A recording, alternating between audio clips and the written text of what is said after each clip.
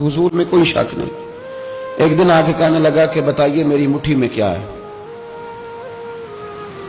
तो नबी पाक सल्लल्लाहु अलैहि वसल्लम ने फरमाया अगर मैंने बता दिया, कहने लगा अगर आपने बता दिया तो मैं कलमा पढ़ लूंगा। हुजूर ने फरमाया मैंने बता देना है पर तूने कोई नहीं पढ़ना, मैं बता देना है। कहा बताइए। तो हुजूर ने फरमाया चल सौदा कर लेते हैं, अगर जो तेरी मुट्ठी में है वही बता दे फिर तेरा क्या ख्याल है। तो नबी पाक सल्लल्लाहु अलैहि वसल्लम ने कहा क्या भाई अबू जाल की मुट्ठी में? तो उसकी मुट्ठी में कंकर थे, कंकरों ने कलमा पढ़ना शुरू कर दिया।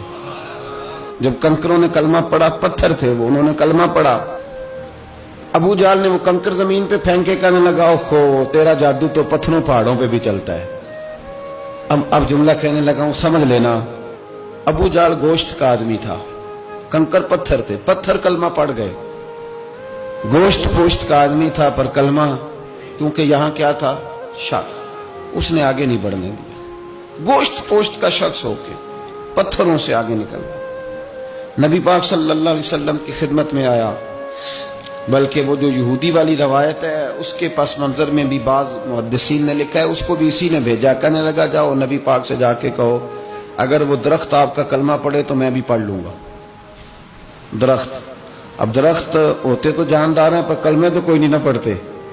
दरख्त से भी तो इंसानों से कलमा पढ़ने की बात, अगर दरख्त पढ़े तो मैं पढ़ लूंगा। नबी पाक सल्लल्लाहु अलैहि वसल्लम दूर बैठे थे, दरख्त दूर था।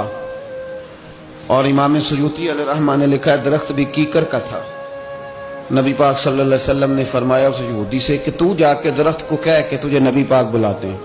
फरमाया मैं गया तो फिर तुमने कहना जादू करके बुलाया है।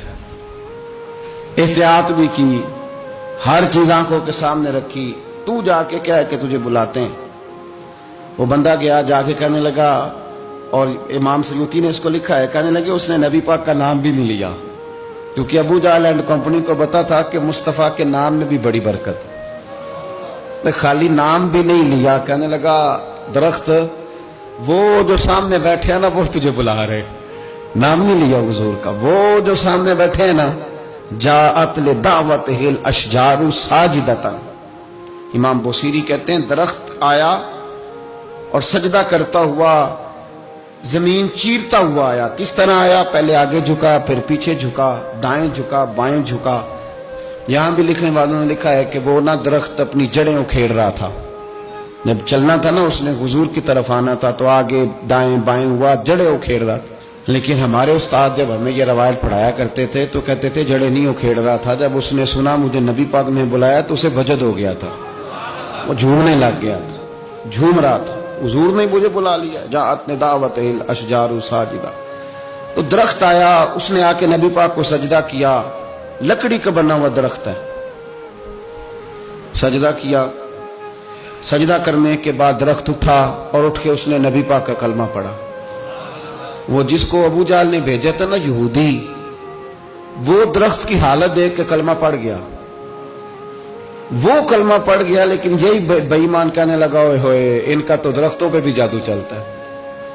ला रैब फी, शक कुरान पाक में, लेकिन अगर बंदे के दिमाग में हो उसका इलाज है कोई, इधर ही शक बैठ जाए। कोई सादी मिसाल देता हूं कि सामने दीवार साफ हो लेकिन गर्द अगर आईने पे पड़ी हो, दीवार साफ करनी चाहिए कि ऐनक का शीशा साफ करना चाहिए? सारी जिंदगी लोग दीवार साफ करते गुजार देते, सारी जिंदगी तराश खराश करते गुजार, अपनी मर्जी की पेंटिंग करते गुजार देते हैं, पर अपनी आंख की पुतली साफ नहीं करते। आंख की पुतली साफ नहीं करते। किसी ने हजरत रूमी से कहा था हुजूर दुनिया में कोई अच्छा मिलता नहीं, फरमाने लगे थोड़ा रोना शुरू कर ताकि तेरी पुतलियां वुजू कर लें, वुजू कर लें। वो उन्हें पता चल जाए कि कितने साफ सुथरे लोग दुनिया में पाए जाते। तो भाई शक, अबू जाल फिर आ गया, कहने लगा अगर आप चांद के 2 टुकड़े कर दें तो मैं कलमा पढ़ने को तैयार हूं। अच्छा यहां भी बड़ी मजे की बात है, अल्लाह ने पहले कह दिया नबी पाक को कि इन्नल्लज़ीना कफरू सवाउन अलैहिम आ अनज़रतहुम अम लम तुनज़िरहुम ला युमिनून।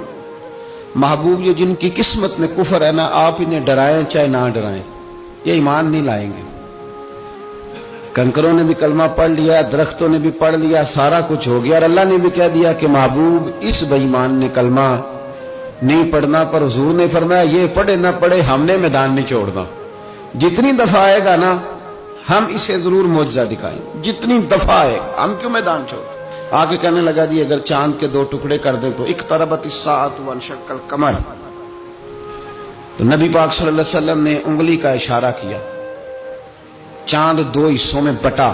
کوہ صفا ایک پہاڑی تھی مکے میں، آدھا ٹکڑا پہاڑی کی اس جانب ہوا، آدھا اس جانب. یعنی وضاحت کی اللہ کریم نے کہ ایسے نہ ہو کہ یہ کہہ دی وہ تو ایسے بالکل شک ہوا تو مل گیا، پتہ نہیں میری آنکھوں پہ جادو ہو گیا، ملا ہے کہ نہیں ملا. جب ٹوٹا تو حدیث پاک میں آتا ہے کہ آدھا چاند کوہ صفا کی ادھر گیا اور آدھا تو پہاڑی تھی، چاند نیچے آیا، پہاڑی کے گرد گھوما، آگے جا کے ملا. یعنی وقفہ دیا گیا باقاعدہ دیکھنے کا، سمجھنے. پوری دنیا میں جتنے لوگ اس وقت چاند دیکھ رہے تھے، ہندوستان تک روایتوں میں ملتا ہے کہ لوگوں نے گواہی دی کہ ہم نے چاند ٹوٹتے دیکھا ہے. زمانہ مان گیا، لوگوں کی چیخیں نکل گئیں، لوگ قدموں میں گر گئے. پر وہ جس کے دماغ میں شک تھا نا، وہ نہیں مانا. شجر و حجر پہچان گئے پر انسان کی نظروں میں شک ہی رہا. دنیا میں سب سے مجبور، کمزور، بزدل، کم فہم بندہ وہ ہے جس کے دماغ میں شک ہے.